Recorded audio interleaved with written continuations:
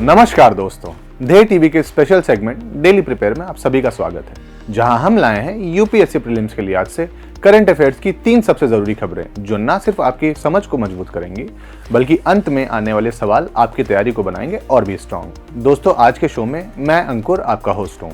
हमारी नियमित anchor Deepti ma'am आज किन्हीं कारणों से अनुपस्थित हैं, लेकिन आपकी तैयारी ध्येय के लिए बहुत इंपॉर्टेंट है। तो चलिए शुरुआत करते हैं आज की पहली खबर से। हाल ही में भारत में एक बेहद अनोखे और दुनिया के सबसे रेयर ब्लड ग्रुप की खोज हुई है, जिसे नाम दिया गया है CRIB। ये ब्लड ग्रुप बेंगलुरु में रहने वाली एक 38 साल की महिला में पाया गया। दरअसल इस महिला की सर्जरी होनी थी, लेकिन उसका खून किसी भी डोनर के खून से नहीं मिल रहा था। यहाँ तक कि परिवार के 20 लोगों के खून की जांच भी की गई, लेकिन उनसे भी कोई मेल नहीं हो पाया। उसके खून में पैनक्रिएटिविटी पाई गई, यानी वो हर नॉन ब्लड सैंपल से मिसमैच कर रहा था। आखिर में बिना ब्लड चढ़ाए ही ऑपरेशन करना पड़ा। जब वैज्ञानिकों ने गहराई से जांच की तो उसमें एक नया एंटीजन मिला, जिसे अब CRIB ब्लड ग्रुप कहा गया। इसका नाम CRIB रखा गया है, जिसमें CR का मतलब है क्रोमर यानी ब्लड ग्रुप सिस्टम और IB का मतलब है इंडिया बेंगलोर, जहां ये पहली बार मिला। ये इसलिए खास है क्योंकि इसमें वो एंटीजन ही नहीं है जो दुनिया के लगभग हर इंसान के खून में होता है, इसलिए कोई मैचिंग डोनर मिलना नामुमकिन है। इस खोज से rare blood diseases, pregnancy related blood issues और फ्यूचर ब्लड डोनेशन रिसर्च में बहुत फायदे हो सकते हैं। भारत के लिए ये एक साइंटिफिक अचीवमेंट है। बढ़ते हैं अपनी दूसरी खबर की ओर। भारत में महिला फुटबॉल के लिए एक बहुत बड़ा और ऐतिहासिक कदम उठाया गया है। फीफा और AIFF यानी ऑल इंडिया फुटबॉल फेडरेशन ने मिलकर हैदराबाद तेलंगाना में लड़कियों के लिए देश की पहली फीफा टैलेंट एकेडमी शुरू करने का फैसला लिया है। यह एकेडमी फीफा के टैलेंट डेवलपमेंट स्कीम यानी TDS का हिस्सा है, जिसका मकसद है युवा खिलाड़ियों को शुरुआत से ही बेहतर ट्रेनिंग और सुविधाएं देना। हैदराबाद के गैचीबोली स्टेडियम में बनी इस एकेडमी में हर साल 30 लड़कियां और 30 लड़के रहकर खेल और पढ़ाई दोनों कर सकेंगे। ये सिर्फ फुटबॉल सिखाने वाली जगह नहीं होगी, बल्कि यहाँ बच्चों को न्यूट्रिशन, मेंटल हेल्थ, एजुकेशन और मेडिकल सपोर्ट भी दी जाएगी। ये लड़कियों के लिए एक नई उम्मीद लेकर आई है, जो अब प्रोफेशनल फुटबॉलर बनने का सपना देख सकती हैं। तेलंगाना सरकार, AIFF और फीफा की इस पहल से भारत को भविष्य में फीफा अंडर 17 वर्ल्ड कप में खेलने वाले खिलाड़ी मिल सकते हैं। साथ ही ये एकेडमी भारत को ग्लोबल फुटबॉल में एक नई पहचान दिला सकती है। बता दें, ये सिर्फ एक खेल नहीं, बल्कि लड़कियों की ताकत और आत्मनिर्भरता की दिशा में एक मजबूत कदम भी है। अब बात करते हैं आज की तीसरी और अंतिम खबर की। भारतीय अंतरिक्ष अनुसंधान संगठन यानी इसरो ने 1 अगस्त 2025 को लद्दाख में एक खास मिशन शुरू किया है, जिसे होप यानी Himalayan outpost for planetary exploration कहा जाता है। ये एक 10 दिनों का एक्सपेरिमेंट है जो 14,000 फीट की ऊंचाई पर हो रहा है। इसका मकसद ये समझना है कि अगर कोई इंसान चंद्रमा या मंगल पर लंबा समय बिताए तो उसका शरीर और मन कैसे प्रतिक्रिया देगा। ये मिशन इसरो के गगनयान और भविष्य के अंतरिक्ष अभियानों की तैयारी का हिस्सा है।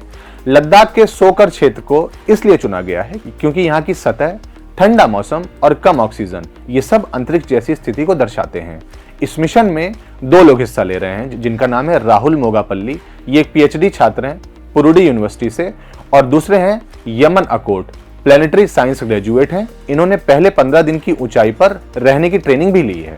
इस प्रयोग के माध्यम से उनका फिजिकल और मेंटल हेल्थ चेक किया जाएगा, जैसे नींद, मूड, शरीर की क्रिया और मिशन कंट्रोल से बातचीत। होप मिशन भारत को अंतरिक्ष मिशनों के लिए जरूरी टेस्टिंग और तैयारी देश में ही करने में सक्षम बनाता है, जो एक बड़ी उपलब्धि है। तो चलिए दोस्तों, अब देख लेते हैं इन टॉपिक से जुड़े सवालों को। हमारे दर्शकों से यह आग्रह है कि इन सवालों के जवाब कमेंट करके जरूर बताएं। तो शुरुआत करते हैं अपने पहले क्वेश्चन से। फीफा की टैलेंट डेवलपमेंट स्कीम यानी TDS के संबंध में निम्नलिखित में से कौन सा कथन सही है? पहला कथन है, इसका उद्देश्य विश्व स्तर पर युवा फुटबॉल खिलाड़ियों की पहचान और प्रशिक्षण को बढ़ावा देना है। दूसरा कथन है, भारत इस योजना के तहत फीफा द्वारा मान्यता प्राप्त एकेडमी स्थापित करने वाला पहला एशियाई देश है। और तीसरा कथन है, TDS केवल पुरुष फुटबॉल खिलाड़ियों के लिए लागू होती है। निम्नलिखित कूट में से सही उत्तर चुनिए। पहला है केवल 1, दूसरा है केवल 1 और 2, तीसरा है केवल 2 और 3, और चौथा है केवल 1 और 3।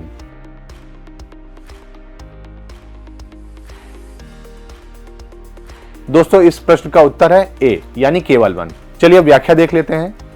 फीफा की टैलेंट डेवलपमेंट स्कीम का उद्देश्य युवा प्रतिभाओं को प्रशिक्षण देना है, चाहे वे लड़का हो या लड़कियां। ये पुरुषों और महिलाओं दोनों के लिए लागू होती है। भारत पहला एशियाई देश नहीं है जिसने यह अकादमी शुरू की है, इसलिए कथन 2 गलत है। दोस्तों, दूसरा प्रश्न है, निम्नलिखित में से कौन सा कथन सही रूप से रक्तादान यानी ब्लड ट्रांसफ्यूजन के दौरान पैनक्रिएटिविटी की स्थिति को दर्शाता है? पहला ऑप्शन है जब रक्त पूरी तरह से ऑक्सीजन वहन करने में असमर्थ होता है। दूसरा ऑप्शन है जब रोगी का रक्त हर ज्ञात डोनर रक्त से असंगत प्रतिक्रिया करता है। तीसरा ऑप्शन है जब रक्त की पहचान केवल आरएच प्रणाली से होती है। और चौथा ऑप्शन है जब शरीर खुद ही लाल रक्त कोशिकाएं उत्पन्न करना बंद कर देता है।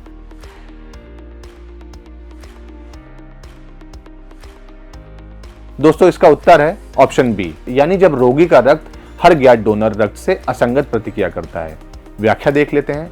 पैनक्रिएटिविटी वह स्थिति होती है जब मरीज का खून हर अवेलेबल डोनर सैंपल से मिसमैच करता है। यह अत्यधिक दुर्लभ और गंभीर स्थिति होती है। दोस्तों, आज का आखिरी प्रश्न है, निम्नलिखित में से कौन सा कथन एनालॉग मिशनों के संदर्भ में सही है? पहला कथन है इन्हें केवल पृथ्वी से बाहर किया जाता है। दूसरा कथन है ये मिशन मानव शरीर और मन की प्रतिक्रिया को परखने के लिए बनाए जाते हैं। और तीसरा कथन है इनका प्रयोग केवल अंतरिक्ष एजेंसियां ही करती हैं।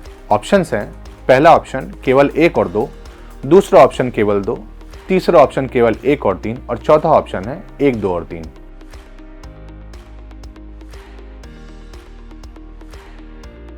दोस्तों, इस प्रश्न का सही उत्तर है ऑप्शन बी, केवल 2। चलिए व्याख्या देख लेते हैं। एनालॉग मिशन पृथ्वी पर ही किए जाते हैं और नासा, ईएसए, इसरो जैसी एजेंसियों के अलावा कई रिसर्च इंस्टीट्यूट भी इनका प्रयोग करते हैं। इनका उद्देश्य होता है इंसानों की प्रतिक्रिया को चंद्रमा या मंगल जैसे वातावरण में समझना। तो दोस्तों, ये थी आज की 3 सबसे जरूरी खबरें और उनके सवाल। ऐसे इंपॉर्टेंट डेली करंट न्यूज और एमसीक्यूज के लिए जुड़े रहिए हमारे साथ। अगर आपको ये फॉर्मेट पसंद आया हो तो लाइक, शेयर और कमेंट करना ना भूलें। और हाँ, अगली बार फिर मिलते हैं नई खबरों और सवालों के साथ। धन्यवाद।